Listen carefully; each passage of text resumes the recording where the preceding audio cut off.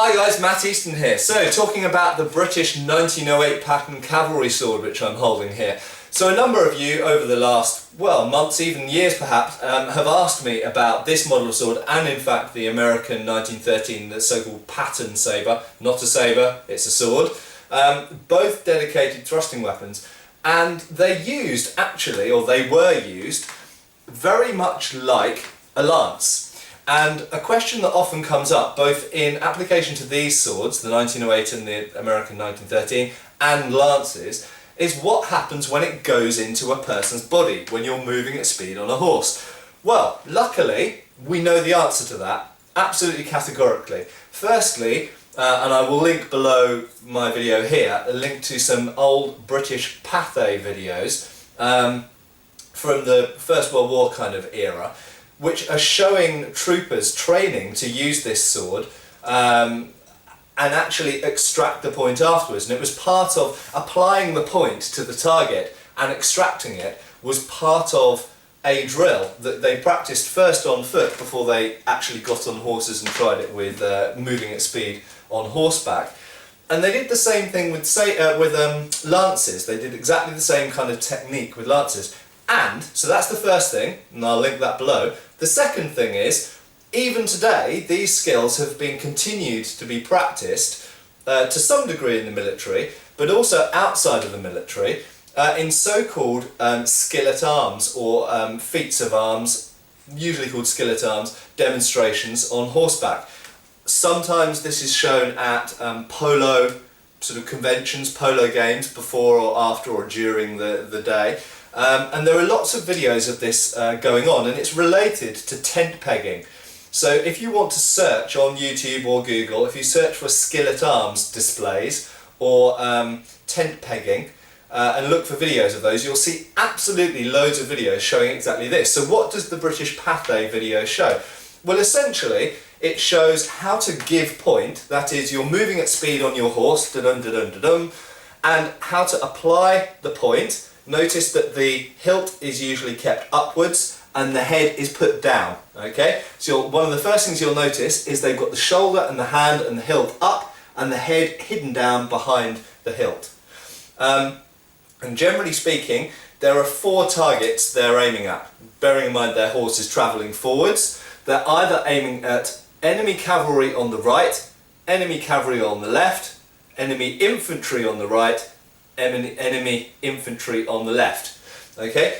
And the extraction is essentially the same for whether it's high or low, or it's very similar, and it's dictated by which side you're on. So if we start off first, if I'm going enemy horseman on the left hand side, you apply point through their chest here, and then you, as you go past, you let the sword go backwards and they come off the end of your sword and you carry on going this way. Same thing against a footman, an infantryman, you apply point down here, and then rather than taking it horizontally across, you take it down that way. Okay, so you naturally let the sword be dragged past and the target comes off the blade. On the other side, it's a little bit more tricky, okay? So you could argue that there are strengths and weaknesses, pluses and minuses, because if you're aiming this side, you've got a shorter reach, but the extraction is easier. Aiming this side, similar thing, if I apply point to a horseman, bearing in mind they're coming past me on this side, I apply point to here, and as they go past, whoom, I let that happen, okay? If they're lower down, and this is harder for me to do because without hitting the floor because it's a fairly long blade, if I apply point down into an infantryman here, then I let the arm go through and under that way.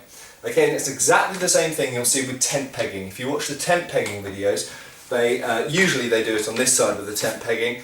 They will skewer the tent peg, which is a wooden peg nailed into the ground, like you would hold a tent guide rope up with. And when they hit it, you actually see they often tilt their bodies forward and let their arm go up backwards like this, with the peg stuck on the end. What that symbolises and what that trains you for is running through an opponent on foot in this case, because obviously the tent peg is on the ground, and then as you go through you let the arm go back, lean the body forward, and the body, the enemy's body, slides off your sword. So there we go guys. One thing I would say in application to lances, obviously there were heavy lances which were couched under the arm. Many of these were designed to break, okay, so they would break on impact. The advantage of that, most people think probably that it's just to do with jousting and sporting applications, but the advantage of course of a lance breaking is you don't have to worry about extracting it from the target. So the advantage of having a lance that snaps on impact is a lot of the force goes into the target, it snaps off, and you can ride off, drop your lance, either get another one from your assistants, or draw your sword or warhammer or whatever your secondary weapon is. Bearing in mind the lance is your primary weapon. So there were different kinds of lances of course, but the type of lance that broke on impact, it still requires a lot of force to break. So a lot of force is still transferred to the target, and the lance would break off in the opponent essentially.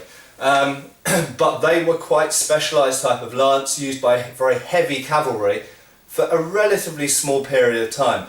The majority of lances throughout history have not been designed to break, and they do stay in one piece, and they are used in the same way as the sword goes into the target and then extract out as you go past. Okay guys, take care.